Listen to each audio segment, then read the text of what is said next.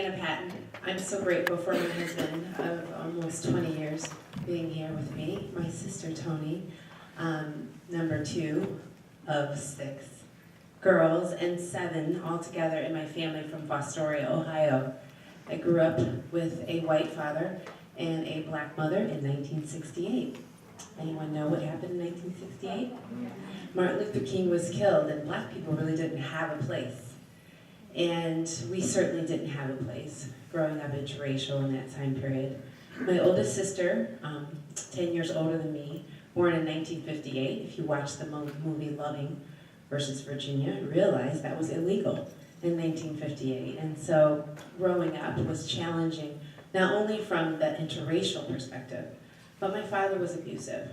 He himself had tons of problems that he grew up with and brought them into that marriage.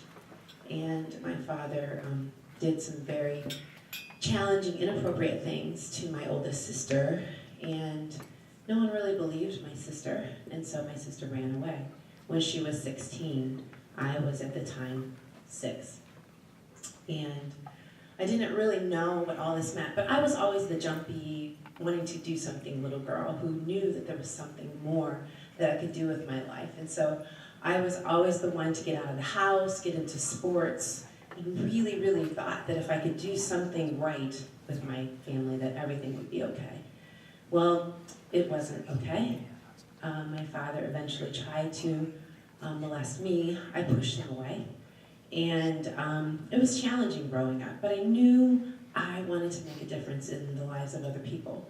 So I was kind of the fighter in the family and went on to go to college. I ran track in college, eventually got a scholarship, basically was on my own since I was 18, and pushed my way to get to college, got a track scholarship, went on to go to law school. Eventually my brother tried to kill my mom, and that was challenging. But the love of my life, David, who I thought I shouldn't marry because he was white.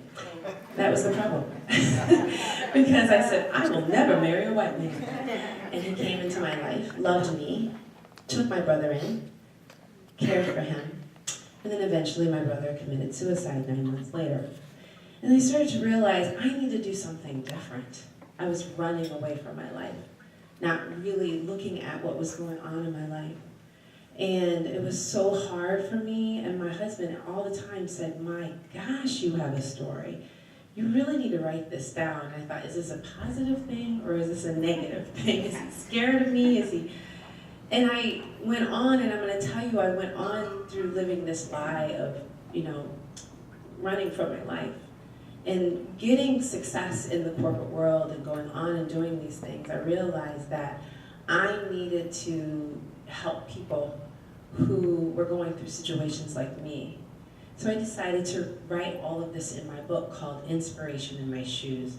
My mom used to put little notes in my track shoes when I was growing up, and I didn't realize this then, the importance of them. But I used to run in those notes. I put those notes in my track shoes when I ran. And when my mom told me after I'd had our 2 children, she said, you need to throw away these medals and do something with them. And that's when I found those notes. And I realized that I needed to do something different. So my husband and I went through some challenging times because I left the corporate world and went to this school called Integrative Nutrition.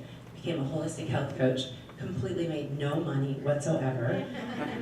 And it caused lots of problems, but I've just always realized that I needed to do something unique with my life. Sadly, just 2 days ago, we had a memorial for my sister, Andrea, who received the most abuse. I don't believe she ever fully recovered from the atrocities that my father did to her. And I realized how grateful I am that I wrote that book, Inspiration in My Shoes, to let her know that I believed her, to let her know that she is valued. So today, I spend time encouraging young women to let them know that they are valued, that they are individuals who God loves. It's my faith that keeps me. I'm so grateful that I can do all things through Christ who strengthens me.